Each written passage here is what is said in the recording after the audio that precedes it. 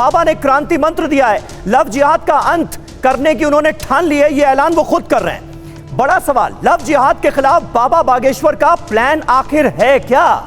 और बेटियों के साथ हो रहे अत्याचार पर बाबा बागेश्वर की अपील क्या है? तीसरा, शहर शहर लव जिहाद के केस पर रोक कैसे लगेगी, क्योंकि देश के अलग अलग हिस्सों से इस तरह के कुछ केसेस सामने आए हैं। हमारे साथ तमाम मेहमान जुड़ रहे हैं और हमारे साथ वो पीड़ित भी मौजूद हैं जो लव जिहाद के जबरन धर्मांतरण के डायरेक्ट शिकार हुए हैं। डिबेट की शुरुआत करें उससे पहले आपका यह जानना जरूरी है कि हमारे स्टूडियो में आज जो पीड़ित मौजूद हैं उनकी कहानी क्या है। जी हां, लव जिहाद का काला जाल किस तरह से फैला ये आपको बताते हैं। पहले मेरठ की पीड़ित नंबर 1 जो हैं उनका जिक्र, आसिफ ने सोनू नाम बताकर दोस्ती की और फिर फेसबुक के जरिए यह दोस्ती अंजाम दी जाती है। आसिफ पर अब परेशान करने का आरोप लगा है और जो परिवार कह रहा है वो ये कह रहा है कि हम लव जिहाद के पीड़ित हैं।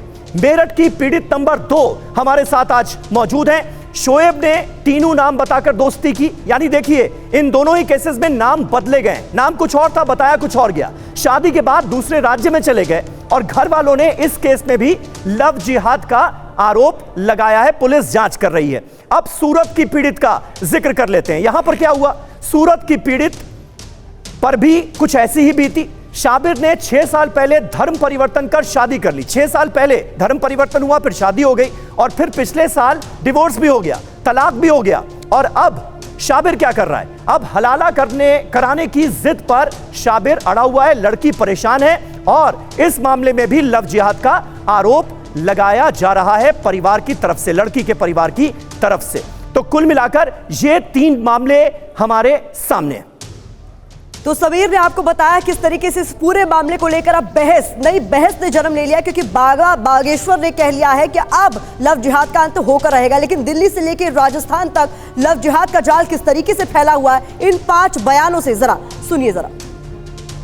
जी, हमारी लड़की को मुस्लिम लड़का जो कि हिंदू बन के लड़की से बात करता था और बाद में पता चला वो मुस्लिम है और शादी कर लिया उससे, तो हम लोग को कोई जानकारी कहीं से नहीं मिली।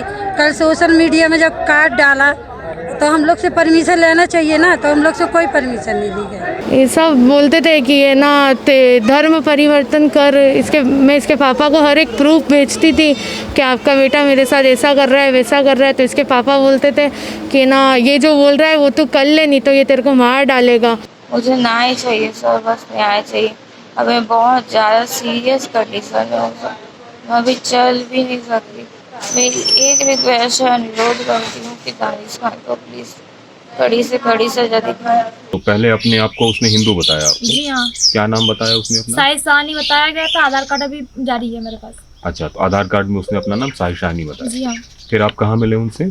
उनसे मिले थे पहली बार रामपुर हाट में।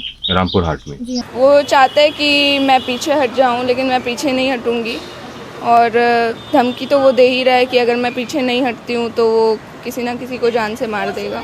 मेरे जो जानने वाले लोग हैं उनसे बात करके वो उनको बताता है कि वो ऐसा करेगा।